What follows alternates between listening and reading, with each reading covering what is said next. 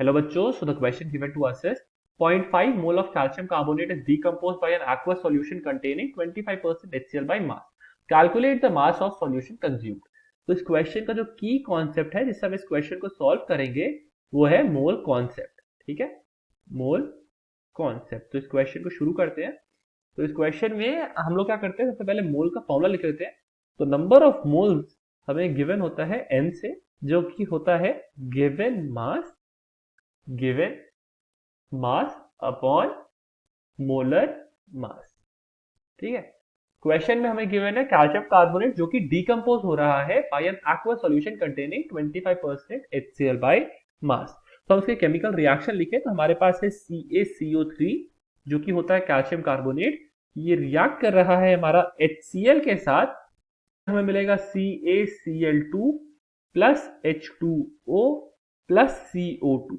Balance करें तो हमारे पास इधर आ जाएगा 2। तो इससे हम बोल सकते हैं कि अगर हमें 1 मोल CaCO3 को डिकम्पोज करना है तो हमें 2 मोल HCl चाहिए होगा। ठीक है, for 1 mole of CaCO3 to be decomposed, ठीक है, इसको टू बी डीकम्पोज्ड हमें कितना HCl चाहिए? 2 मोल ऑफ HCl। हमें क्वेश्चन में गिवन है 0.5 मोल, इसका मतलब है कि 0.5 मोल ऑफ CaCO3 को डीकम्पोज होने के लिए, ठीक है, डीकम्पोज होने के लिए हमें 1 मोल ऑफ HCl चाहिए। ठीक है, हम अगर HCl का मोलर मास निकालें, मोलर मास ऑफ HCl, ये हो जाएगा हमारे पास 1 प्लस 35.5 जो कि होता है 36.5 ग्राम पर मोल। ठीक है, तो हमें क्वेश्चन में गिवन है कि हमारे पास एक्वस सॉल्यूशन है HCl का जिसमें 25% HCl है by mass.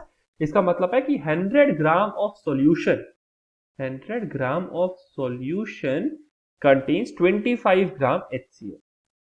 25 gram HCl contain कर रहा है। तो हमें अब 36.5 ग्राम HCl चाहिए अकॉर्डिंग टू द क्वेश्चन, क्योंकि 1 mole HCl is required to decompose 0.5 mole of CaCO3। और अब हमें 36.5 ग्राम HCl के लिए हमें कितना ग्राम सॉल्यूशन चाहिए? तो 25 ग्राम हमारा HCl है 100 ग्राम सॉल्यूशन में, 100 ग्राम सॉल्यूशन में। इसका मतलब है कि 1 ग्राम HCl हमारा होगा 100 बाई 25 ग्राम सॉल्यूशन में। ठीक है, और इसी का मतलब है कि 36.5 ग्राम HCl हमारा होगा 100 by 25 into 36.5 gram of solution. ठीक है, तो ये SOLN सॉल्यूशन ही है, इसको मैं लिख देता हूं, कंफ्यूजन ना हो। ठीक है, दिस इज सॉल्यूशन ओनली, ये एब्रीवेटेड फॉर्म है। तो हम बोल सकते हैं कि 36.5 ग्राम HCl के लिए हमें रिक्वायरमेंट हो रही है 146 ग्राम ऑफ सॉल्यूशन के लिए।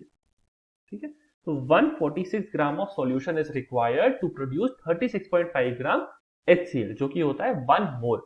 ठीक है, और हमने 1 मोल ऑफ HCl का जो मास 36.5 ग्राम कैसे लिया? क्योंकि हमें पता है नंबर ऑफ मोल्स जो होता है n, वो होता है given mass upon molar mass. हमने पहले डिस्कस किया था।